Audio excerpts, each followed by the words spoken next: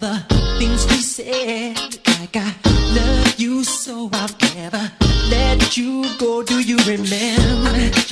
Back in the spring, every morning. Hey everyone, welcome back to my channel. This is a Amazon wig that I'm bringing to you guys, and I'm going to show you guys a beginner friendly on how to bleach, pluck, and customize it to your liking. And this is just footage on how the wig came straight out of the box and the length, and I think it looks really pretty, and it's 26 inches.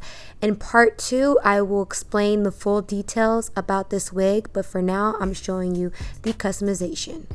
So here I am spraying Got2b glue onto the hairline and brushing it back, because for the bleaching process I don't want the hair to get bleached. I have done that before and it is not a pretty thing, so it's best to spray Got2b glue and make sure everything is pushed back.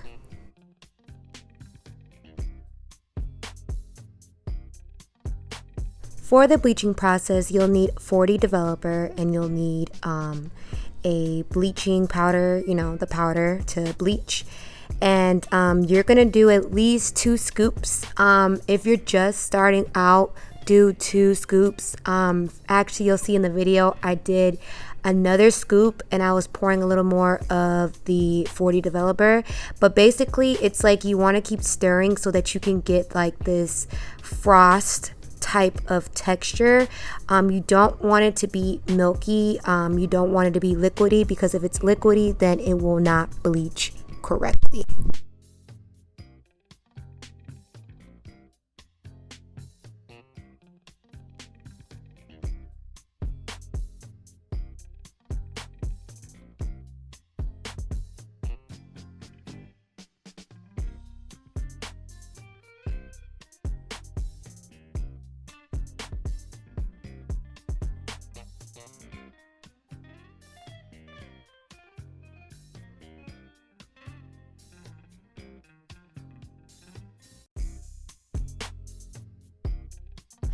Okay, so I had already started putting the bleach onto the knots. Sorry, I thought I was filming, but anyway, it's okay. So basically, you just want to put anywhere where you see the knots. For beginners, I'm referring to like the black dots that you see on the hairline. You want to cover that with bleach. You want to make sure that you're spreading it out and not just putting it in one spot. Just think of it like you're just putting frosting on a cake. You want to make sure it is covering everything. And after this, I just leave it on there for about 30 minutes and I come back to wash it out.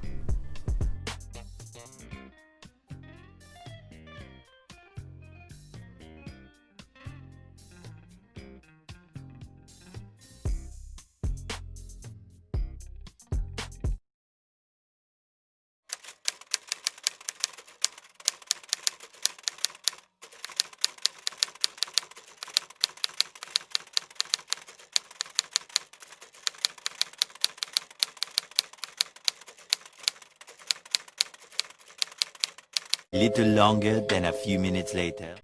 This is how much shedding I got from washing the wig, and not too bad. And this is the result of bleaching. I think I did pretty good. I think that you could still see a little bit of the knots, but we'll fix that for sure. So now we are going to start plucking the hairline. The hairline came pretty good. I'm not sure if this wig came pre-plucked. I will have to double check on that, but the hairline looked pretty good, but I think that it needed to be cleaned up just a bit. So you will see that I am going to be plucking the hairline to make sure it looks really clean. The best way to know when to not pluck so much and when to pluck is when you see clean parts. You don't want to bald your wig. I've done that before. You just want to make sure that you can see everything clearly and you don't see any hair just clouding over a space of the hairline. So you just want to make sure it looks neat and clean, and you will see me doing this.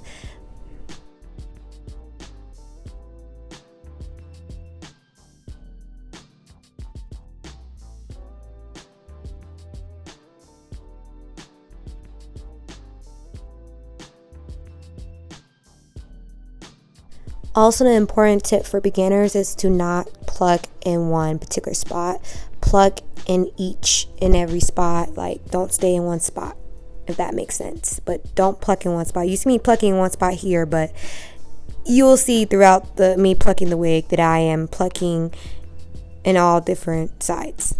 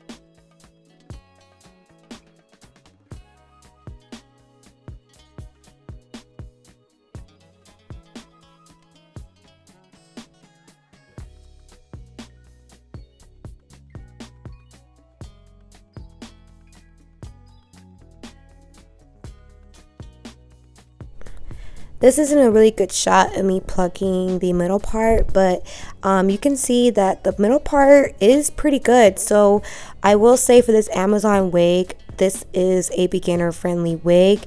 You really don't have to do too much. If I didn't know how to pluck, I would just put some powder in there and maybe create a little bit of a baby hair in the front, and you should be fine. But for me, because I know how to pluck, I'm just plucking just a little bit more to my liking, because I like mine's just a little bit more opened up.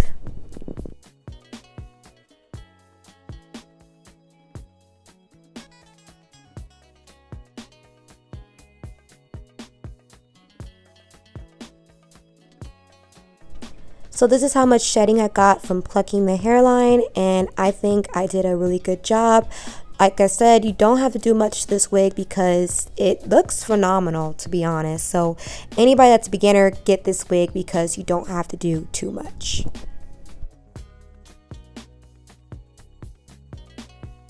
Now on to the styling process. I am now just drenching the hair, getting it really wet, and I'm going to be using two products. I'm just using a leave-in conditioner. This is the Not Today Kink and Curly leave-in conditioner, and I just put that on the wig, and I think that it made the curls really pop. And then I'm going to follow it with a gel. You can use any gel, to be honest, something that just says like curling. You know, I like anything that says curling because I think that will get the definition of the waves or the curls of your wig. So just make sure you get something that will really define the curls. And I would recommend using a brush to make them pop, and just be mindful that you want to make sure all the product is being coated with the brush and onto the hair.